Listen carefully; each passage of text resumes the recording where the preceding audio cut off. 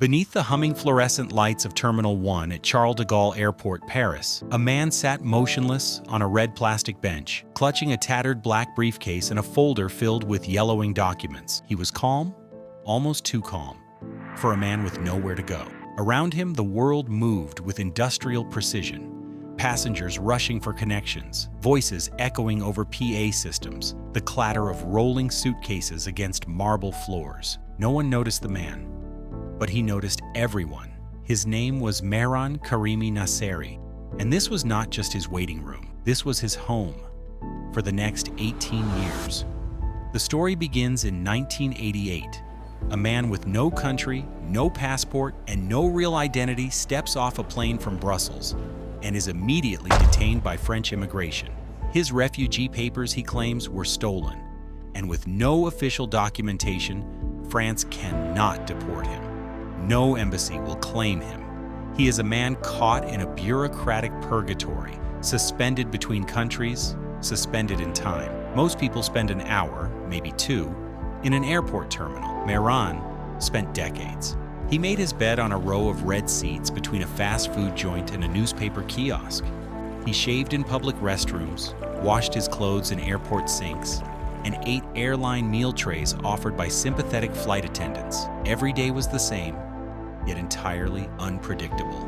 He became known to the staff. Sir Alfred, they called him, for reasons even he couldn't fully explain. He wasn't just living in the airport, he had become part of it. But this wasn't just about a man stranded in transit. There was something stranger, deeper, something people couldn't quite understand. Because as time went on, France offered him residency. Belgium said they would take him. Even the UN stepped in, but Mehran refused. He wouldn't sign the documents. They listed him under a name he no longer claimed as his own. He had reinvented himself, shed his Iranian identity like old skin. He believed he was British. He said his mother was Scottish. That he had a right to live in the UK? That any paperwork suggesting otherwise was false? Was it delusion or defiance? Lawyers debated it. Psychiatrists examined him. But Mehran stayed in his corner of Terminal 1, scribbling in a diary, reading newspapers, staring out at the endless stream of departures he would never board. Some say he went mad. Others say he was never more sane. One morning at 10 a.m., a group of officials approached him with a final offer: a legal name, a passport, an apartment, and a chance to leave. He looked at them, then looked back at the bench that had shaped itself to his body over years. He said no.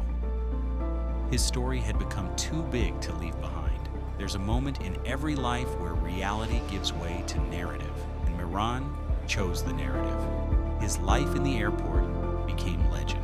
Journalists flew in from around the world to speak with the man who lived between gates. He was interviewed by the BBC, the New York Times, Le Monde. Steven Spielberg sent a team to research his life for what would become the 2004 film The Terminal.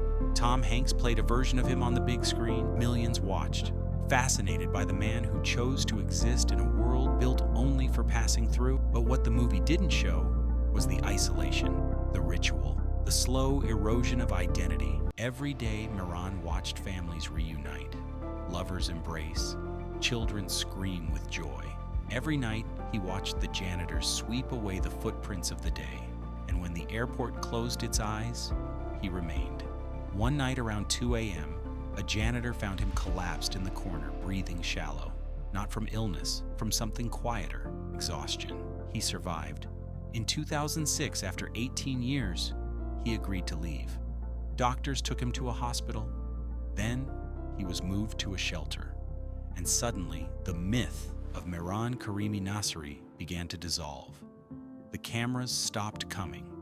The news moved on. In 2022, decades after first arriving in Paris, Mehran returned to Charles de Gaulle, not as a traveler, not as a refugee. No longer watched, no longer interviewed, he sat again in Terminal 1. A few weeks later, he died there, alone, in the very terminal he once called home.